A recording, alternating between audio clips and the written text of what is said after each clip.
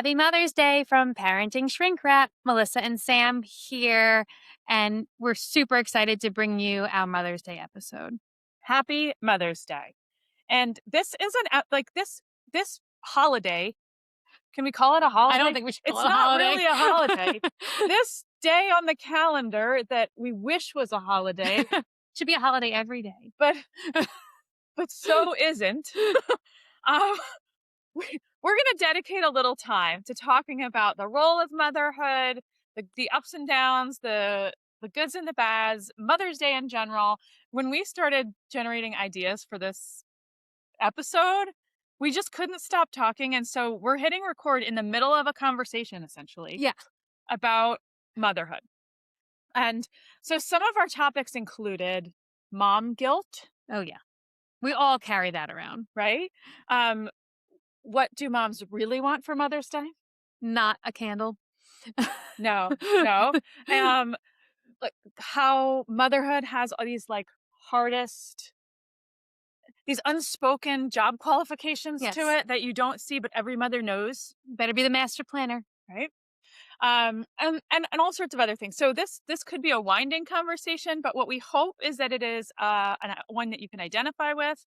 And I also think that we should begin by saying that motherhood is it's a privilege, it's a joy, and we all didn't come from and sometimes it doesn't feel like that. Let me just put that out Oh, it doesn't there, always feel like right? that. But we didn't all come from households, and some of us might not have households where motherhood is all joyous. And That's okay. right? There could be loss around it. There could be holes that you carry from your own experience being mothered. Some of us are distant from our children for whatever reason. So, we'll probably range from the funny to the poignant in this conversation. Yeah. But we want to recognize that this non-holiday, this event, this Mother's Day thing brings up a lot of feels for a lot of people. And They're all valid. yeah, and we'll hit a few of them today, but we will certainly, it won't be comprehensive. So I think where we were hoping to start was mom guilt. So I think any parent can relate to that because there is something that slipped through the cracks you forgot to do, or, it just happens. You're not perfect, and your imperfections will show up in motherhood at some point in time. They definitely have for Sam and I. And Sam has a great example that she's willing to share. That's great. This is like my worst mothering moment. It is like when I tell this story, I'm going to have butterflies in my stomach. Nobody holds me responsible for this except for me. I'm gonna say that. And that's one of the definitions of guilt. Yes, and and yet it's something I really cannot get by. But there's no grudges in my household about what I'm going to share. But I'd be okay. I'd feel like my son and husband would be justified in holding a grudge on. Okay, this. fair. So when my son was in 8th grade, he was just beginning 8th grade. My husband was traveling for work, and I can't remember if I think it was international even. I think he might have been Away. Oh no, that was when my son broke his shoulder, or it's a different one. This has happened twice. Oh, no. Major medical concern while my husband was traveling. So no, he was domestic, but he was not close by. And my son came down with the stomach flu in the middle of the week. And I was working at the school where my kids went. And so I packed my daughter up and I left my son home alone as an 8th grader with the stomach flu. He was okay with this. Okay. It wasn't. He was old enough. Yeah, he was old enough. It wasn't my favorite thing to do. But anyway, But you didn't really have a choice. No.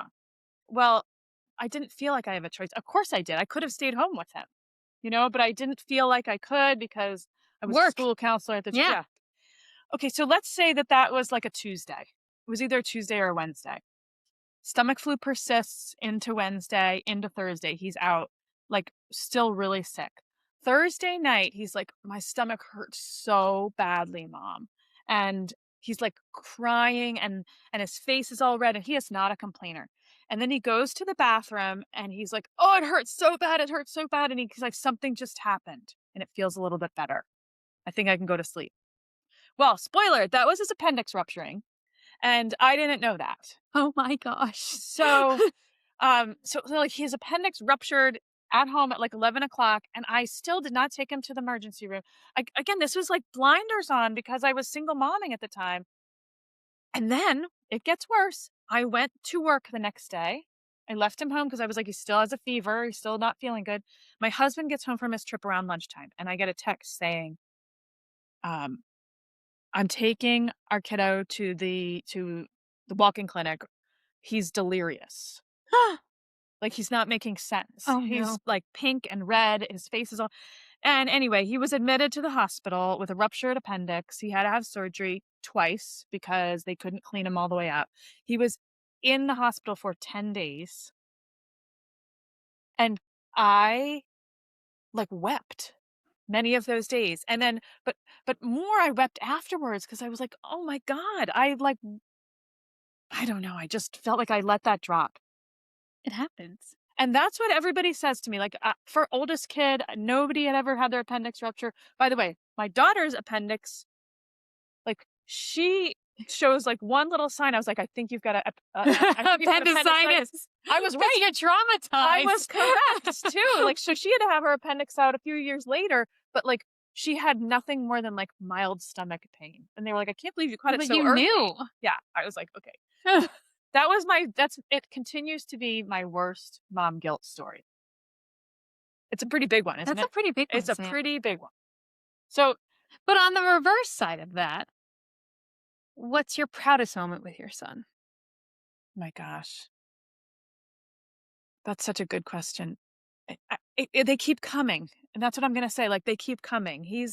Um, he's figuring himself out. He's gonna graduate from college, and what I my proudest moments with him are little tiny moments where I feel like he's real with me and it's like a real connection and I get like the actual kid he is. He's not withholding. And I'm like, okay, I've done something right. Or my husband, I've done something right that he's comfortable enough in his own skin and with To me. say that. Yeah. So it's not like it's not like I can hang my hat on one single moment, but the state of that, the quality of our relationship, I think that's the proudest thing I have. Well, and I think for parents, like, you're raising adults. Yes. Yes. We say all the time we're raising the next generation, Yeah, of world changers, we hope, hopefully. right? How S about you? Do you have mom guilt moments or the chronic mom guilt? I definitely think I have chronic mom guilt from being a full-time working mom. Yeah. So, there has been, the field trips and the school events that I can't attend. Yeah. And part of me wants to attend some of them, part of me actually doesn't want to attend some of these field It's trips. like a get out of jail free so that you don't have to go Like to I don't wanna go to some of these things anyhow, but that's okay. Um, but it's I do feel bad because the kids want you there, even though I've been on field trips when I have gone, and then the kids just go off, and it's Mhm. like you're not there anyhow, so I don't know why, I have to be on the field trip, but besides being a chaperone, but, I think missing and not being available for some of those things because of also having a professional career and how to balance that work-life balance. There's an Instagram clip that keeps coming back up in my feed, and I don't know if it's like the universe telling me something, but it's Shonda Rhimes, who was like the one of the Like the big TV producer yes, lady? big names behind ER, yes, giving a graduation speech, and I don't remember which college, but she says, "Here's the dirty truth of it. If you are like a working woman, you're always failing at something." Mm, She's like, "If it looks like I'm on top of my career, I'm not home for bath time, I'm missing this, I'm missing that, and if I'm rocking the mom thing, I'm, like, not present for something important yeah, work-wise." Yeah. yeah, definitely. I would say it's a chronic ongoing thing, Uh-huh. and my kids still have a lot of years of field trips ahead of them. Yeah. So I think yes, mom guilt is It's a thing. it's the real deal, and is it s the one thing I feel like I don't do, and I'm pleased that I don't do this, and it's actually something I work with some of my coaching clients on, and therapy clients sometimes too. is sometimes I think mothers motivate themselves from the mom guilt. Not every mother does. Hmm. I Like, don't think I do that. not everybody does, but that idea that like, oh, I need to do this because this is what my definition of it, like this is what my belief is about what motherhood ought to look like, and if I don't do this, it just confirms the You're not a doubt. good mom. Yes, the doubts I have in the back of my head all the time. So there's like this chronic guilt, but that doesn't come from dropping the ball. It comes from fear that You're not doing a good enough job. consistently. Yes. Yeah. So don't beat yourself up if you're not going on the field trips because I'm not going either.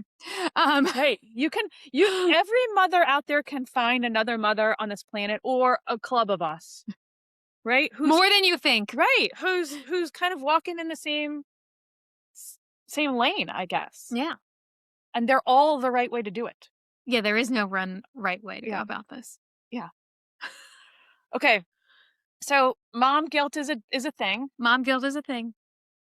even if you've got your act together. Yeah. I actually do consider that I have my stuff together. Well, And I think you have your stuff together you too. wouldn't think it from that story, No. but that's the thing. There's no judgment though. And I think Yeah. that's the other thing. I think moms also worry about moms judging other moms. Like I think Sam is an amazing mom. I know her kids. Um, I've seen them in action. They're successful. They're wonderful young adults. Um, and I wouldn't think otherwise because her kid literally had a ruptured appendix and was obviously septic, probably too. Septic. Yeah. And I still don't think any differently of Yes. Sam. I love Sam. Yeah. I'm not a doctor. Obviously, there's no MD after my name. Clearly. All right. So let's move on to something controversial, but maybe less emotionally like tugging. Okay. What do moms really want for Mother's Day? I know what I want. What do you want? I want to be alone. My husband says I want a whole day by myself. My husband says for his birthday, every time one of my kids asks, "What do you want for Christmas or your birthday or for Father's Day?" He answers, but they answer with him, and he goes, "To be left the f alone." and, and he hasn't been saying he said he doesn't say the actual f word. He says the f, and he's been doing it since my kids were old enough to appreciate that sometimes adults curse. Like he hasn't been saying it when they were, like he didn't say that when they were 8. My kids are too little for Too that. little, right? But like I don't know, starting in high school or whatever, that was his answer. Most Mother's Day, we end up going to some brunch or some restaurant for like lunch or dinner or something with the kids.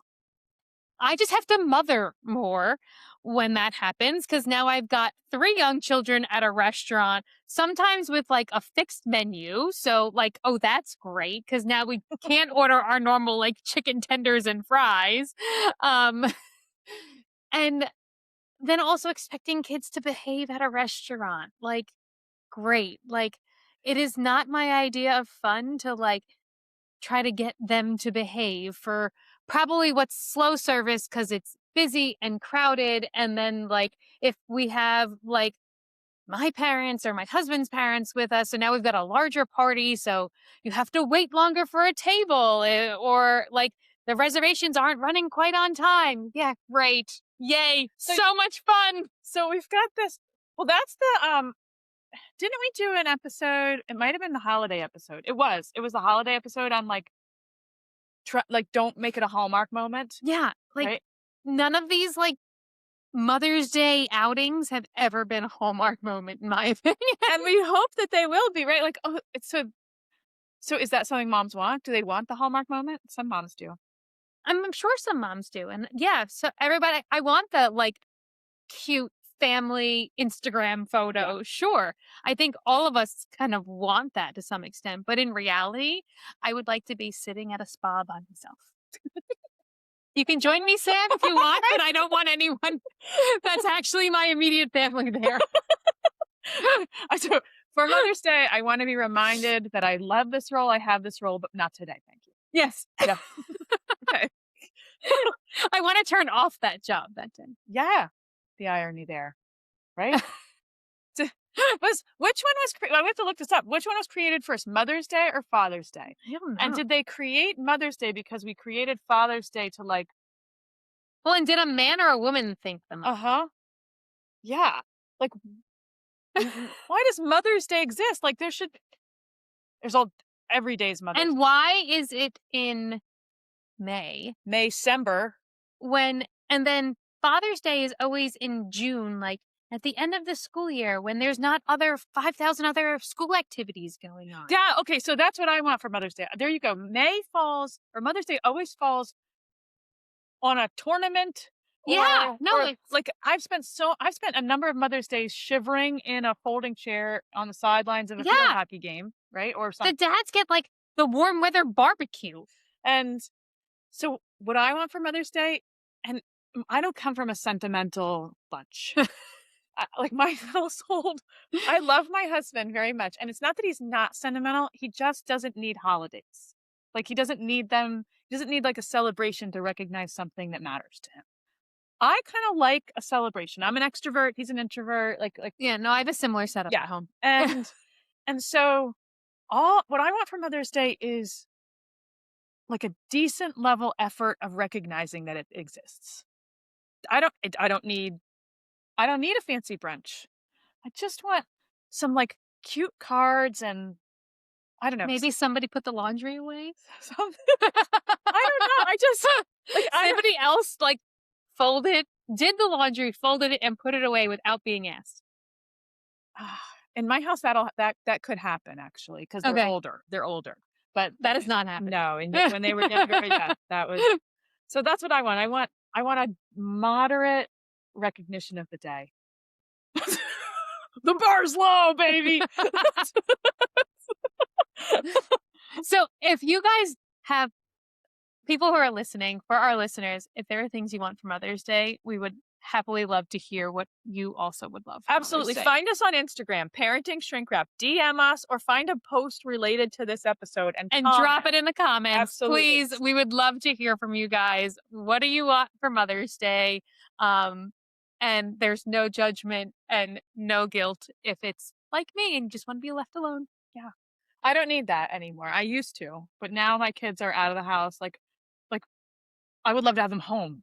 Uh, you know, Because they're not home. yeah, yeah. So I'm missing the mom. I want quiet. You actually want some like Yeah. traction, like Hmm. and footsteps going on in the house. I've been there. I've been in the. Okay, so now so we're talking kind of what do we want for Mother's Day, and we were talking about the fact like we didn't say these words, but I'm just going to say them. Why do we have Mother's Day? Is this just a hallmark? Is this someone's idea of making crap ton of money, working up conflict in the household? I don't know. Just did Hallmark invent this? Because moms do so much shit all the time. Oh my God. Like there's so much unspoken, and every mother knows this. So Sam and I, while we were planning for this episode and prepping stuff for Parenting Shrink Wrap, not more than an hour ago, Sam was like, wait, I need to get my planner. And I literally refer to it as the Holy Grail. Yeah. Because Sam and I sit there with multiple calendars, electronic, and we both also carry around a paper planner that we both live by. Um, Yep. and that's that executive functioning task that like never turns off because I need to know when school spirit day is and I need to know when the activities are happening and then personal appointments, the kids' appointments for they are overdue to go to the doctor or like we've got a dentist appointment. Who needs their cavities filled? Right. And did I schedule patients around that cavity appointment by accident? Like, do I And have to reach earlier today, I just told Sam we scheduled a recording session and I need to reschedule my own dentist appointment because the calendars weren't all in sync at one time. So, okay, let's talk about the unspoken things that moms have to do. You said being the executive functioner for the household. Oh, yeah. So I think a lot of moms often, and that's not to say that dads don't do it too, but often take on the role of like the family planner. And Yeah. I don't care if you're a stay at home mom, you're a working mom, somebody is behind the scenes with a calendar somewhere. And there's fancy electronic ones that you like hang up on the wall nowadays that look all pretty. Sam and I are still sitting there with paper. That's all. Yeah. It works for me. It works for but I agree with you. The mental load of motherhood is never ending. And I think for some of us anxiety provoking too, because it's like, wait, I gotta keep all those balls in the air. Sam, I wake up sometimes in the middle of the night at 2 o'clock in the morning and realize, oops, I forgot to do something or so and so has this today. Yep. And I think moms can relate to that, that, like, it does hit that anxiety switch on, Mhm. um, no matter how old they are. I think another thing that moms do behind the scenes th that we all know we do, or and not that dads don't, parents do this, but moms do this, I think maybe we're socialized to, is the emotional coaching for Mm, your kiddos. yep. Like, just like teaching them how to do the emotions, how not that I don't wanna this is not a dad bash, this is not a No, man no. bash at all. I feel like There's just a many amazing great yeah, dads out there. and I feel like just, I don't know, women are socialized to take on that role potentially. And I think sometimes there is a difference biochemistry wise between female and male. And women tend to run more emotional than men do. And it's also more endorsed. Yeah. Made worse, I feel like, like where our current culture is going, there's a bigger divide between um male and female genders and or man and women gender and what's acceptable, like the box around being a man. And I don't want this for men, but I feel like it's in our current culture, at least in America, it's shrinking a little bit. And I don't love that. Hmm, fair. Um so now I'm doing some emotional coaching for everybody here. That's so, but I feel like that's a thing. So that means that like I think more so for women than for men, but this is certainly the case for men too. But like my well-being, and I'm maybe speaking as a mom and for moms, is wrapped up in the well-being of my children. Always, if they Right? have a bad day or they're in a bad mood, I that the second I walk through the door from work, I feel that. We woke up this morning to a text from my daughter who's in college, 10 hours from us driving, and it said, "I know you guys are asleep, but does one of you have time for a call?" And that's like code for I'm going like I'm struggling with Something's something. wrong. Yeah. And so she sent that at 9:30, which is indicative of what time we went to bed. Before that, we were hard asleep by 9:30. And and at 5:30 when I woke up and checked my phone, I was like, "Oh." So I knew she wasn't gonna be up then. So you can't call then. No, She's not up at 5:30. no, she She's was a gonna be up. college kid. She thankfully had a lift. So she had a like a 7:30 lift, so she wasn't gonna be up too late. But I was like, "What's going on with," I didn't leave my phone. I walked No. around the house with my phone waiting for her to text back, and it turned out she'd had a tech glitch, and she thought that all of the notes on her iPad were gonna had been erased, and she was able to reset it to the, like Yeah, but that's not where your head went, no, she Sam. was able to reset it to, like, the factory backup, but no, I was like, "What the heck's going on? What awful news has befallen her?" And not she's dealing with an Apple product issue. Call Apple support. Right, right? So so that so we've got, like, the emotional coaching, the emotional load, and now granted, my husband was like, "Text me when you hear from her," because Yeah, he was because off to he work. feels it too. Yeah, yeah, but I feel like that's a sort of so that's another one. If you have other unspoken, silent job pieces of the mom job description that we should add to this, hop onto Instagram at parenting shrink wrapped and find leave a comment or Leave a DM. comment or DM us, Yeah. because there's a lot more that we're not talking about. Um, but I think with all of the emotional toll and all of the unspoken rules, there's also moments that I would never trade for anything as a mom. When I have a good friend, because I agree with you 100%. I have a good friend who decided to become a single mom.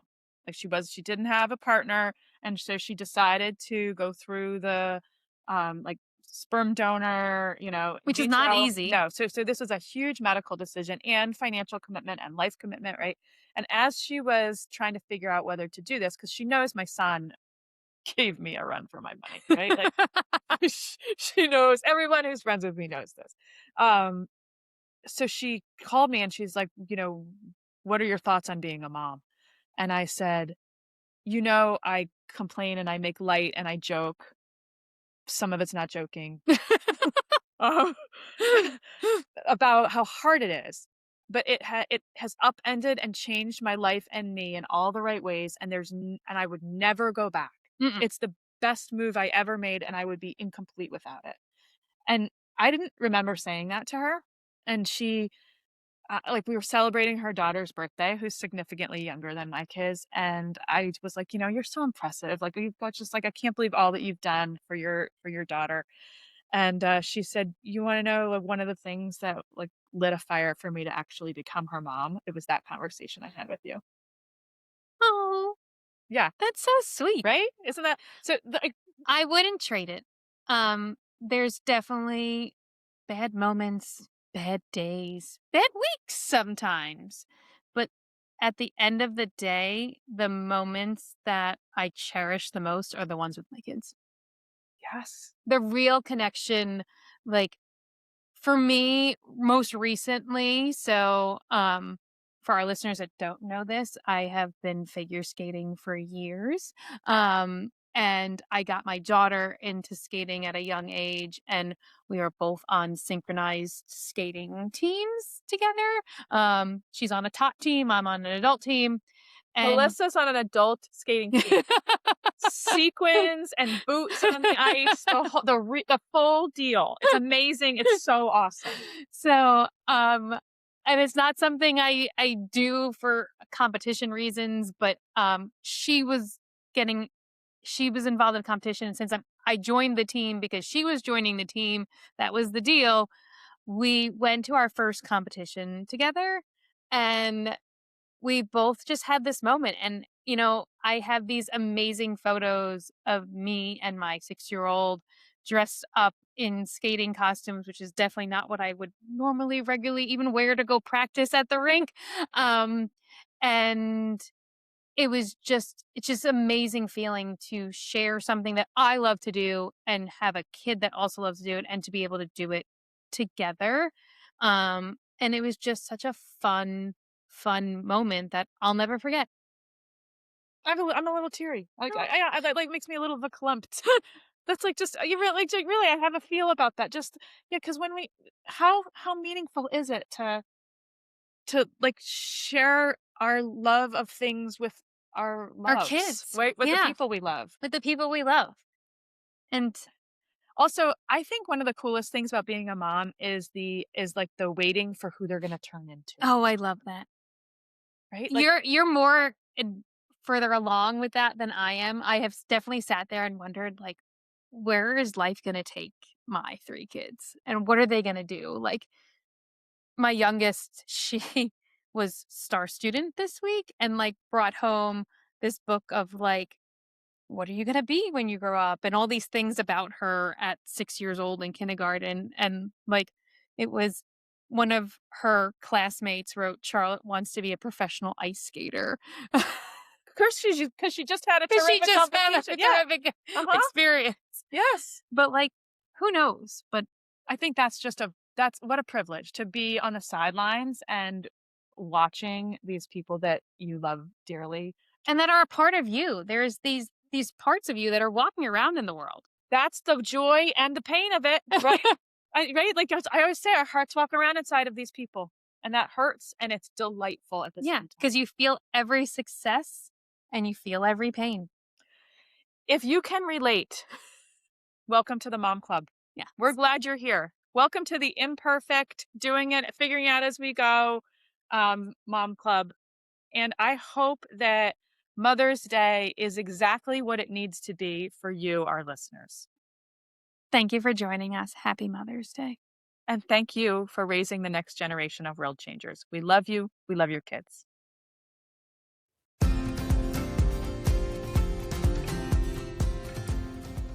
Thanks for joining us on this wild ride called Parenthood here at Parenting Shrink Wrapped.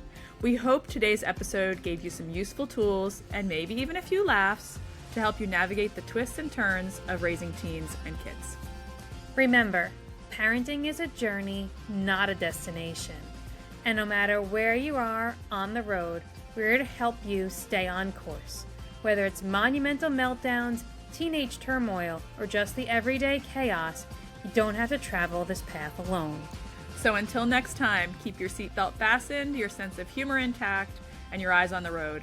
We'll be back soon with more compassionate conversations and practical strategies to support you and your family.